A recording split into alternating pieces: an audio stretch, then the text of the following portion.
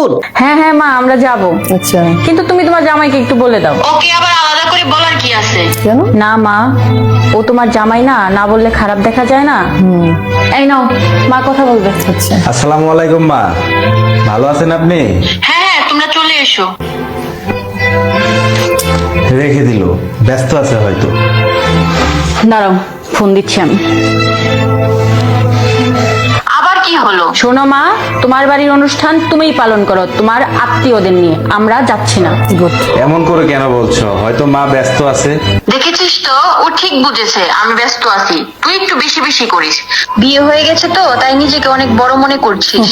বিয়ের পর বড় হয়ে গেছি কিনা জানি না, কিন্তু আমার স্বামীর মান সম্মান আমি ঠিকই বুঝি।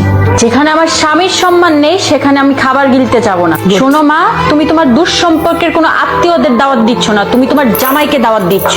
তুমি বাসায় এসে দাওয়াত তো দাওই নাই, তুমি ফোনে ভালোভাবে কথাও পর্যন্ত বলো নাই, কেমন আছে না আছে সেটা পর্যন্ত জিজ্ঞাসা করো নাই। যেই দিন তুমি তোমার জামাইকে সম্মান করতে পারবে সেই দিনে আমি তোমার বাসায় যাব, তাছাড়া তোমার বাসায় পাও রাখবো না আমি। Very good. তুমি শুধু শুধু মায়ের সাথে কেন রাগারাগি করতে গেলে? ইনকাম কম থাকলে, টাকা পয়সা না থাকলে ছেলেদের একটু একটু অপমান হতেই হয়। তুমি কেমন ইনকাম করো সেইটা ইম্পর্টেন্ট না, ইম্পর্টেন্ট হলো তুমি ওই বাড়ির জামাই। তোমাকে যদি প্রাপ্য সম্মান না দিতে পারে তাহলে কখনো ওই বাসায় পা রাখবো না আমরা। লাভলি। টাকা না থাকলে ছেলেদের সম্মান থাকে না, কিন্তু স্ত্রী যদি পাশে থেকে সাপোর্ট দেয় তাহলে যে কোনো পরিস্থিতিতে ছেলেরা মানসিকভাবে শান্তিতে থাকতে পারে।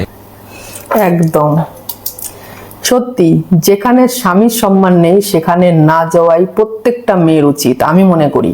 আর টাকা পয়সা, এইটাই হয়ে গেছে আজকালকার দিনে আমাদের সমাজের নীতি। যার পয়সা আছে তার সম্মান সবসময় বেশি থাকে।